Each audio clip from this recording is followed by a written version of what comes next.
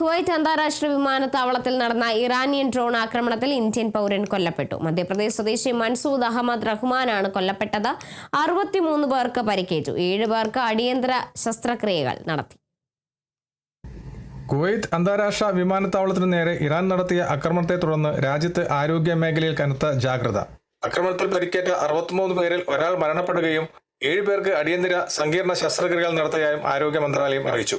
ആക്രമണത്തിന്റെ ആദ്യ മണിക്കൂറുകളിൽ തന്നെ രാജ്യം പൂർണ്ണമായ ആരോഗ്യ അടിയന്തരാവസ്ഥയിലാണ്. കുവൈറ്റ് അന്താരാഷ്ട്ര വിമാനത്താവളത്തിലെ ടെർമിനൽ 1 നേരെയാണ് ഡ്രോണുകളും മിസൈലുകളും ഉപയോഗിച്ച് ഇറാൻ ആക്രമണം നടത്തിയത്. ആക്രമണത്തിൽ വിമാനത്താവളത്തിൽ കനത്ത നാശനഷ്ടം സംഭവിക്കുകയും നിരവധി പേർക്ക് ഗുരുതരമായി പരിക്കേൽക്കുകയും ചെയ്തിരുന്നു. സ്ഥിതിഗതികൾ കണക്കിലെടുത്ത് വിമാനത്താവളത്തിന്റെ പ്രവർത്തനം താൽക്കാലികമായി നിർത്തിവച്ചിരിക്കുകയാണ്. വിമാനങ്ങൾ മറ്റു വിമാനത്താവളങ്ങളിലേക്ക് തിരിച്ചുവിട്ടു. രാജ്യത്തിന്റെ സുരക്ഷ ഉറപ്പാക്കാൻ സായുധ സേനയും പ്രതിരോധ മന്ത്രാലയവും സംയുക്തമായ നടപടികൾ സ്വീകരിച്ചു വരികയാണ്. വിമാനത്താവളത്തിലെ നാശനഷ്ടങ്ങൾ വിലയിരുത്തിയ ശേഷം അറ്റകുറ്റപ്പണികൾ പൂർത്തിയാക്കി പ്രവർത്തനം പുനരാരംഭിക്കുന്ന സിവിൽ ഏവിയേഷൻ വിഭാഗം അറിയിച്ചു.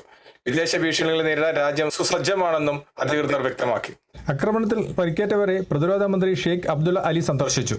ആശുപത്രിയിൽ ചികിത്സയിൽ കഴിയുന്നവരുടെ ആരോഗ്യനില വിലയിരുത്തിയ അദ്ദേഹം മികച്ച ചികിത്സാ സൗകര്യങ്ങൾ ഉറപ്പാക്കാൻ നിർദ്ദേശം നൽകി.